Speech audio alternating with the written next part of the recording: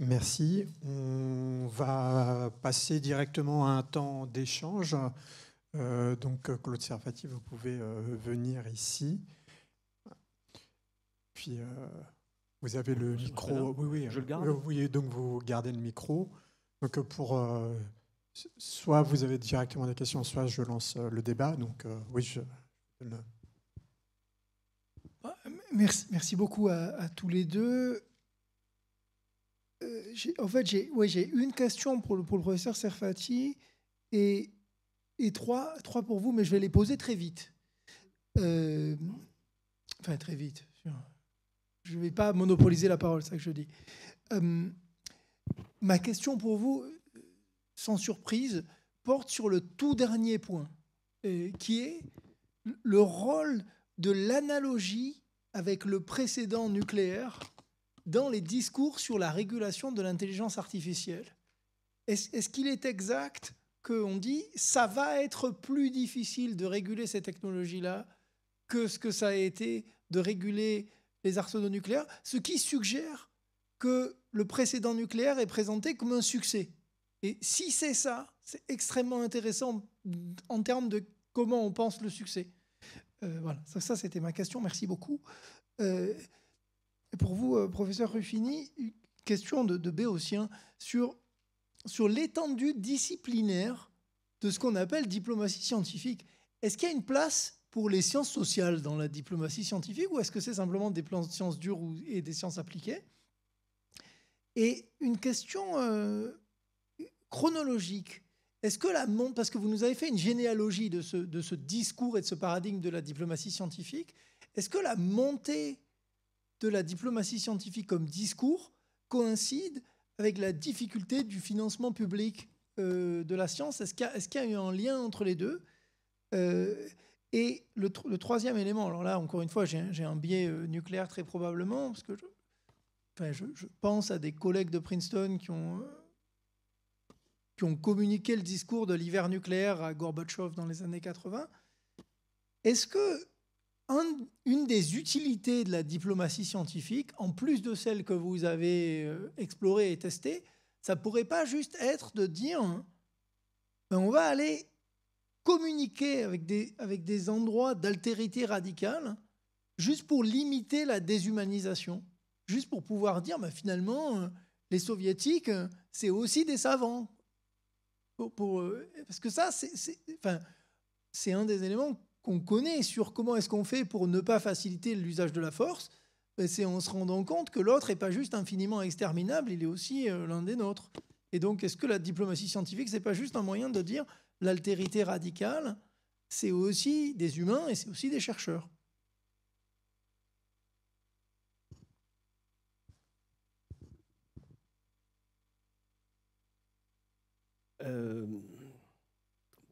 Je prends les questions peut-être dans l'ordre inverse. Pour la dernière question,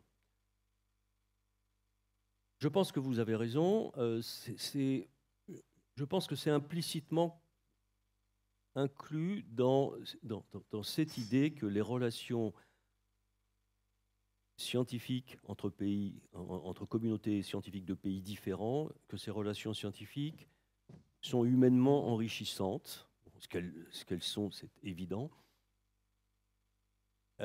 Et vous demandez si la diplomatie scientifique, ce n'est pas finalement une sorte d'expression de ce besoin d'altérité et au fond de comprendre que l'autre, c'est un peu un autre soi-même. Au fond, il n'est pas si différent que ça.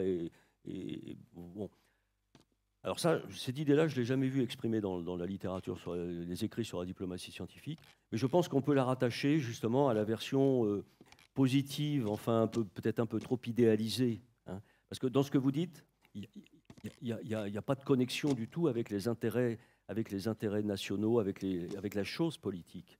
Bon, alors par contre, ce qu'on a, si vous voulez, dans les écrits, notamment concernant la guerre froide, mais pas seulement, on a des témoignages de chercheurs de pays différents, soviétiques, américains, qui témoignent de leur expérience sur le champ, de terrain sur la recherche. Et c'est fabuleux en termes d'amitié, de relations, de compréhension mutuelle. C'est là qu'on voit bien la différence qu'il y a, le potentiel qu'il peut y avoir à tenter d'exploiter ça quand on est du côté de la diplomatie. Se dire, mais puisqu'ils s'entendent si bien, les chercheurs, mais faisons en sorte que ça puisse sortir de leur sphère et que ça aille. Mais c'est là justement que le bas blesse, parce que au final, les intérêts politiques, enfin, ou géopolitiques, sont peut-être plus forts que tout le reste. Voir ce qui se passe au Moyen-Orient avec ses hommes, hein, avec ses amis, qui est quand même un outil, paraît-il, pacificateur, mais qui n'a strictement, enfin, qui peut pas avoir le moindre impact sur la réalité régionale. La deuxième question. Alors, moi, je ne me suis jamais posé cette question-là et je n'ai jamais entendu personne la poser, c'est-à-dire qu'est-ce que la montée du discours n'est pas concomitante ou pourrait être mise en relation avec, vous avez dit, la perte des financements publics ou quelque chose comme ça, c'est ça?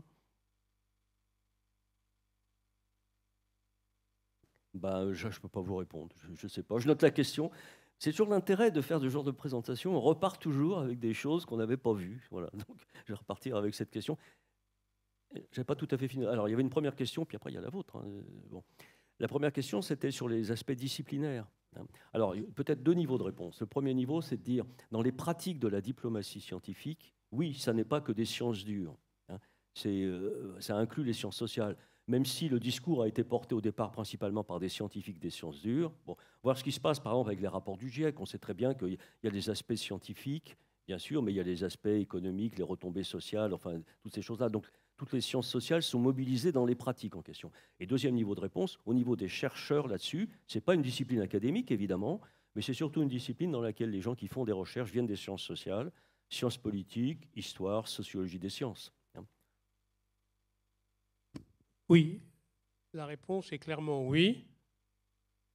Tous les articles, tous les experts nous disent que la réglementation de l'intelligence artificielle est plus dure que le nucléaire.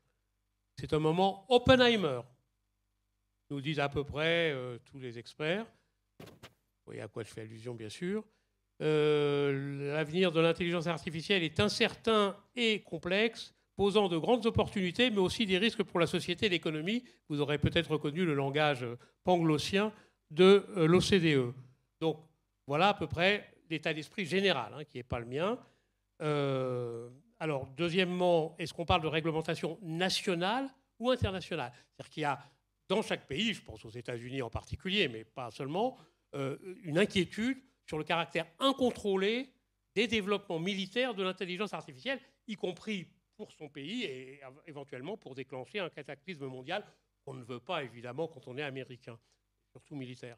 Donc, j'ai découvert, en travaillant sur ce chapitre sur l'intelligence artificielle, qu'on appelle ça une dette technologique, c'est-à-dire la machine qui devient plus forte. Une dette technologique, c'est-à-dire la machine qui devient plus forte que l'homme et qui déborde, en fait, dans les véhicules autonomes, robots, drones, etc., la volonté bien établie des experts. Ou est-ce qu'on veut une réglementation internationale? C'est-à-dire, est-ce qu'on veut effectivement limiter la guerre, etc. Et dans ce cas-là, on connaît bien l'histoire, c'est toujours l'autre qui est le méchant et qui ne veut pas, alors que nous, on fait tous les efforts pour y arriver. Voilà. Alors, il y a des raisons intrinsèques qui ne sont pas fausses, malgré tout ce que vous sentez de critique dans mon discours, qui est que le nucléaire était une technologie centralisée, contrôlée par les États. L'intelligence artificielle est, comme disent les spécialistes, une technologie fluide et disons, contrôlée, enfin, ou en tout cas animée par les grands groupes privés. C'est plus difficile. Donc, il y a des réalités, hein, qui correspondent à ça. Mais indiscutablement, pour terminer sur ma réponse, on évoque avec nostalgie le bon vieux temps, effectivement, de l'équilibre de la terreur, qui était quand même grand qui était quand même bien pour les grandes superpuissances, quoi. Alors, une question d'Ami Dahan, et puis après une question de Jean-Michel Chaumont. Ah non, pardon. Bon, moi, je voulais ajouter dans votre panoplie d'exemples et de la variété des occurrences d'intervention des scientifiques dans la diplomatie, enfin, quand vous avez fait votre chronologie, enfin, si on regarde, il y a un exemple que vous n'avez pas du tout abordé et qui me paraît absolument important quand on regarde justement la négociation climat, c'est la façon dont les scientifiques sont intervenus dans les COP, dans le processus des COP, pour, je dirais, faire une alliance. Nous, dans mon bouquin, avec Stéphane, on a parlé de triple alliance ONG, pays en développement pauvre, scientifiques, dans les COP, pour, je dirais, combattre le climato-scepticisme de ces pays pauvres. c'est-à-dire qui disait finalement le changement climatique, c'est un cauchemar que vous nous avez inventé pour empêcher notre développement. Ils n'y croyaient absolument pas dans les années 2000-2007, je dirais. Et les scientifiques, dans les COP, ont d'une certaine façon, même dans ce qu'on appelait les side events, les événements parallèles des COP, etc., dans le off des COP, ont au départ, par exemple sur l'attribution des événements extrêmes, chaque fois qu'il y avait un désastre climatique aux Philippines ou ailleurs, disaient au début, on ne sait pas si c'est le changement climatique, on ne sait pas ceci, il faut qu'on fasse des études d'attribution, etc., scientifiquement. Et puis au bout d'un certain temps, c'est sûr qu'ils ont complètement changé de discours. D'abord, ils ont lâché la scientificité absolue du verdict, et il y a eu cette idée qui a progressivement amené les pays en développement pauvre, les plus pauvres, parce qu'il ne s'agissait pas des émergents là, de dire non seulement le changement climatique existe bien, mais nous en sommes les premières victimes, c'est nous qui allons le plus en souffrir, etc. Et ça, c'est absolument acquis en 2007, par exemple, à la conférence de Bali. Et ça, moi, j'ai suivi vraiment les scientifiques. Au départ, entre eux, ils n'étaient pas d'accord sur la stratégie. C'est-à-dire, pour certains, mais on n'est pas sûr, on ne sait pas, etc. Et puis, au bout d'un certain temps, on lâche. Parce que c'est trop important de gagner l'agrément, enfin la conviction pour les pays les plus pauvres qu'il y a bien un changement climatique et un risque majeur, etc. Si vous voulez réagir, et puis je... Attendez, avant de réagir. Non, mais je trouve ça très intéressant sur la diplomatie scientifique notamment, et j'ai l'impression en même temps qu'il y a des questions qui n'ont pas été posées. Par exemple, je veux dire, Pogwash, à partir des années 50, pratique au fond de la diplomatie scientifique, et ce n'est pas reconnu comme tel. Deuxième exemple, qui me travaille aussi, c'est cette espèce de non-prise en compte de la corrélation qu'il peut y avoir entre un climat politique et un climat scientifique. Exemple, en plein milieu de la guerre froide, c'est probablement même la période la plus froide de la guerre froide, vous avez des gens qui se mettent d'accord pour faire le traité de l'Antarctique en 1959. Est-ce qu'on peut essayer d'établir une sorte de corrélation entre les moments où cette diplomatie scientifique avance ou recule en fonction d'eux? C'est une vraie question. Et alors la dernière, mais qui est toujours reliée, c'est comment se fait-il qu'il n'y a pas de vrais lanceurs d'alerte qui sont capables de dire, au sein même de la communauté scientifique, pour dire, tiens, en ce moment, c'est en train de se casser la gueule, le Conseil de l'Arctique ne marche plus, parce que les uns et les autres ne sont plus d'accord d'eux. Vous avez parlé du programme du CERN au Moyen-Orient, mais vous avez aussi, demain, il y aura le problème de ITER qui va se poser. Est-ce qu'il y a des lanceurs d'alerte qui sont capables de faire ce genre de travail pour le baromètre de la coopération scientifique? Je vous vois penseur. Alors, je pense que les scientifiques sont des lanceurs d'alerte pour indiquer des problèmes qu'on ne verrait pas sans eux, pour mettre en exergue des menaces, des altérations portant sur la personne humaine, sur l'environnement, sur la nature, etc. Mais à partir du moment où des instances sont créées, vous avez parlé du Conseil de l'Arctique. Bon, le Conseil de l'Arctique, c'est plus un organisme scientifique, ça devient un organisme politico-diplomatique pour tenter d'avoir une gouvernance qui associe en effet les scientifiques. Bon, qu'est-ce qu'on peut lancer comme alerte? Qu'est-ce que les scientifiques peuvent lancer comme alerte? Qu'est-ce qu'ils disent en ce moment, les scientifiques? Ils disent quelle bêtise d'avoir sorti les Russes. Voilà ce qu'ils disent. Quelle bêtise qui sont si importants dans les sciences polaires. Bon, voilà ce qu'ils disent. Et c'est évidemment en contradiction avec l'orientation politique du moment. Maintenant, l'autre question d'avant. On faisait de la diplomatie scientifique pendant la guerre froide, on n'appelait pas ça de la diplomatie scientifique. Je pense qu'il faut faire attention, il y a un vocabulaire qui est arrivé. Comment dire ? Alors, j'ai essayé de dire que pourquoi au XXIe siècle, il y avait des caractéristiques particulières qui expliquaient qu'on en parle maintenant et que ce ne soit pas arrivé avant. Ce que vous avez avant, vous trouvez en lisant des articles d'il y a 50, 60 ou 80 ans, vous avez parfois, sous la plume d'un auteur, le mot diplomatie scientifique qui apparaît. Rarement, mais il y a quelques occurrences. Par contre, ce qui a changé, c'est le caractère systématique aujourd'hui de l'utilisation du vocabulaire. Mais si on revient maintenant sur la période de la guerre froide, effectivement, mes exemples d'ailleurs, la moitié ont été pris pendant la guerre froide, enfin d'une certaine façon.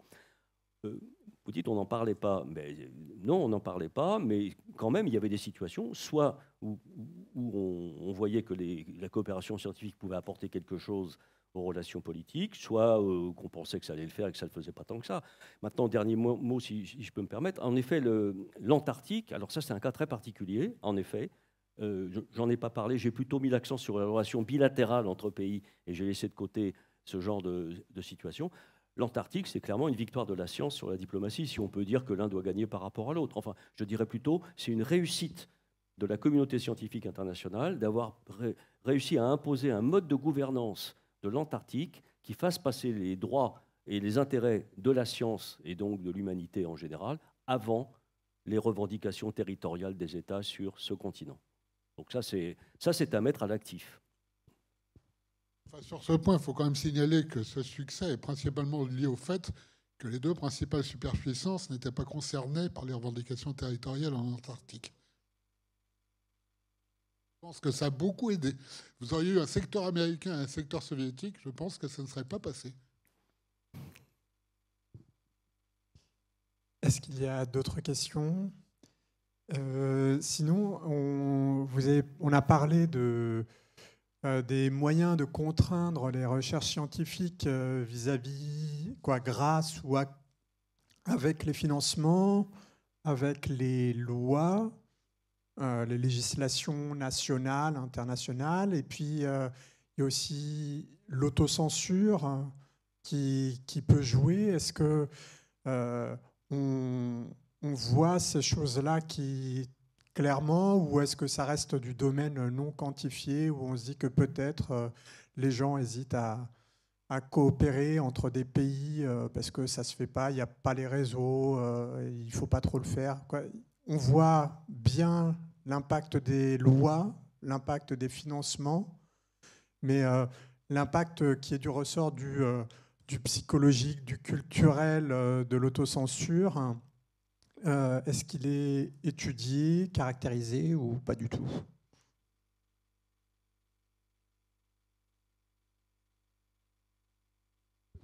Je ne suis pas un spécialiste, vous avez des questions qui viennent d'être abordées. J'allais poser une question à Pierre Bruno d'ailleurs, mais qui est aussi un élément de réflexion, de réponse à ce que vous dites. C'est que l'essentiel de la coopération, pas l'essentiel, la grande majorité de la coopération scientifique dans le domaine de l'intelligence artificielle, ça se passe entre les États-Unis et la Chine. C'est la grande découverte des rapports internationaux, hein, tout à fait officiels, ce que je dis là. Donc moi, ça m'ébranle par rapport à ce que vous avez raconté et ce que moi-même j'ai raconté sur le fait que la dynamique scientifique et l'intérêt peut-être partagé par les deux pays, mais en tout cas la dynamique scientifique, pousse à cette coopération, alors qu'évidemment, c'est sur le plan, disons, réglementaire et autres, l'extrême rigidification des deux pays, leur protection respective, etc. quoi. Donc, où placer la dynamique scientifique qui semble malgré tout, même dans l'intelligence artificielle, avec tout ce que j'ai pu dire comme enjeu géopolitique et économique, comment expliquer que ça soit cette coopération qui domine très très largement cette coopération bilatérale entre les États-Unis et la Chine.